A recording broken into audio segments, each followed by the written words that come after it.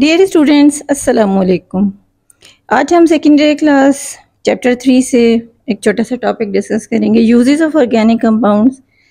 वैसे तो organic compounds के यूजेस जो हैं वो इतने हैं कि हम उन्हें काउंट नहीं कर सकते, लेकिन कुछ इंपॉर्टेंट जो आपके कोर्स के हिसाब से, सिलेबस के हिसाब से यहाँ की टेबल में गिवन है पेज नंबर 68 पर, उनको देख लेते हैं। Organic compounds are widely use in various applications including pharmaceutical, medicine में, एग्रीकल्चर, क्रॉप्स वगैरह में, प्लास्टिक की एक बहुत बड़ी रेंज है, बहुत बड़ी वैरायटी है जो ऑर्गेनिक कंपाउंड्स की जो इसमें हमारी लाइफ में यूज़ हो रही है। Fuel material production and energy generation. तो ये जो एनर्जी जनरेशन में जैसे कोल वगैरह, थर्मल पावर स्टेशन है, पेट्रोल है, इलेक्ट्रिसिटी थर्मल पावर स्टेशन से जैसे इलेक्ट्रिसिटी प्रोड्यूस हो रही है, सारी ये इनको टाइम टू टाइम हम जो है वो डिस्कस करते हैं। ऑर्गेनिक कंपाउंड्स में gasoline use as a fuel for automobile. जितने भी इंजन हैं, गाड़ियाँ वगैरह हैं, उनमें एज अ ऑटोमोबाइल जो है वो फ्यूल जो है वो यूज़ होती है। सेकेंड नंबर पे एक बहुत बड़ा यूज़ है नेचुरल गैस का, डोमेस्टिक, यानी हम अपने घरों में उसे किचन में यूज़ करते हैं खाना बनाने के लिए।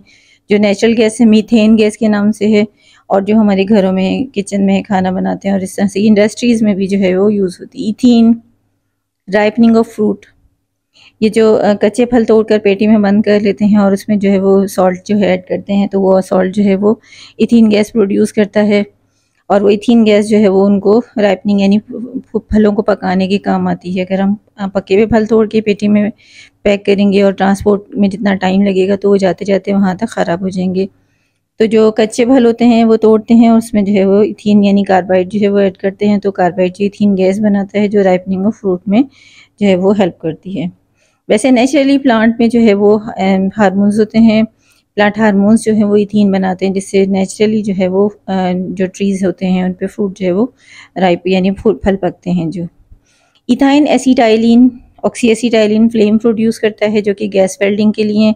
इसका जो फ्लेम टेम्परेचर है वो 3500 to 4000 होता है, इतना ज़्यादा इसका टेम्परेचर है जिस पर जो है वो मेटल्स जो है वो मेल्ट हो जाते हैं, और वो मेल्ट होकर जो है वो स्टिक होते हैं, जैसे हम ग्लू गन वगैरह यूज़ करते हैं। तो गैस वेल्डिंग में ये जो इथाइन गैस जो है वो यूज़ होती है। फॉर्मलिन जो है प्रिजर्वेटिव ऑफ बायोलॉजिकल स्पेसिमेन, जितने आपने लैब में देखा होगा कि जो प्रिजर्वेटिव्स होते हैं प्लांट्स और एनिमल्स जो उनकी बॉटल में रखे होते हैं, और वो कितने सालों से कॉलेजेस में और दूसरे जो है म्यूज़ियम वगैरह रखी वहाँ पर प्रिजर्व होते रखे होते हैं। तो जो है, और जो ये मिस्र में जो मम्मी बनाते हैं तो उसमें भी जो है ये जो बायोलॉजिकल स्पेसिमेन होते हैं उनको प्रिजर्व करने के लिए वो इस तरह से गलते सड़ते नहीं हैं। अगर आप एक छोटा सा भी कीड़ा घर में रखेंगे एक दिन, तो दूसरे दिन उसमें स्मेल आना शुरू हो जाती है। लेकिन देखिए बॉटनी ज़ूलॉजी की लैब में आपने देखा होगा कि इतने टाइम से जो है वो प्लांट्स और एनिमल्स जो है वो सालों से रखे हुए हैं और उनको कुछ भी नहीं होता, तो उनमें जो है वो फॉर्मलिन जो है वो ऐड किया जाता है, वो बायोलॉजिकल स्पेसिमेन को जो प्रिजर्व करता है। इथाइलिन ग्लाइकोल एंटीफ्रीज एजेंट है और कूलेंट में यूज़, कूलेंट जो है उसके ऑटोमोबाइल में जो है यूज़ होता है। ऑटोमोबाइल को जो है ये टेम्परेचर जो है उस कंट्रोल करता है, मॉडरेट होता है। फिनोल एंटीसेप्टिक है। एंटीसेप्टिक जो है ये जो हमारे जो ऑइंटमेंट्स होते हैं, जो कारगिल्स होते हैं, और जो इस तरह की जो एंटीसेप्टिक जो है वो ट्यूब्स वगैरह मेडिसिन बनती हैं उनमें यूज़ होता है। ये इंक प्रिजर्वेटिव फिनोल जो है हम जो है वॉशरूम वगैरह में से सफाई वगैरह के लिए भी यूज़ करते हैं, क्योंकि ये माइक्रोबियल है, एंटीबैक्टीरियल है, तो इस तरह से। और इंक प्रिजर्वेटिव है, जो पेपर प्रिंटिंग होती है, और जो पेपर की प्रिंटिंग जो है वो जो कि पानी वगैरह डालें थोड़ा बहुत तो ख़राब नहीं होती, तो इस तरह से इंक प्रिजर्वेटिव के तौर पर भी काम करता है। डाईथाइल ईथर, इसके और बहुत सारे भी यूज़ हैं, लेकिन यहाँ पे जो है थोड़ा सा एनेस्थीसिया लिखा हुआ है, यानी कि बेहोशी के लिए इस्तेमाल करते हैं।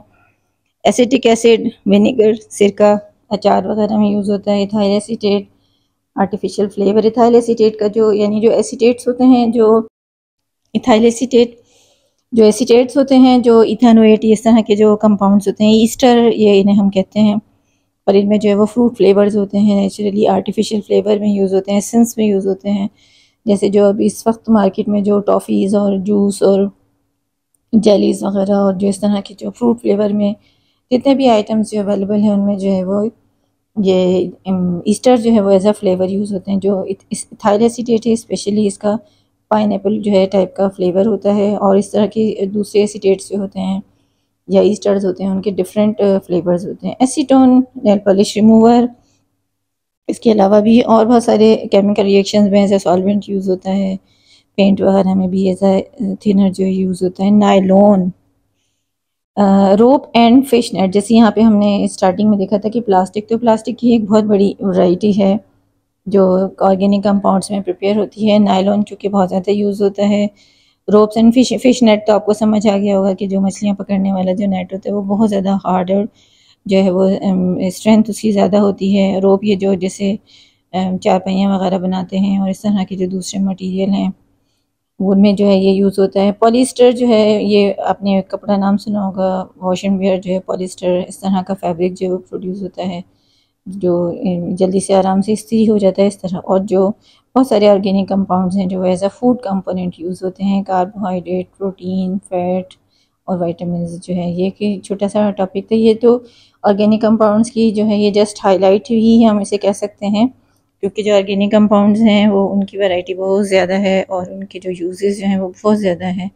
तो ये जस्ट इंट्रोडक्शन जिसे हमने कहा कि आपके कोर्स में है कि uses of organic compounds. I hope के वीडियो आपके लिए एजुकेशन पॉइंट ऑफ व्यू से बहुत हेल्पफुल होगी।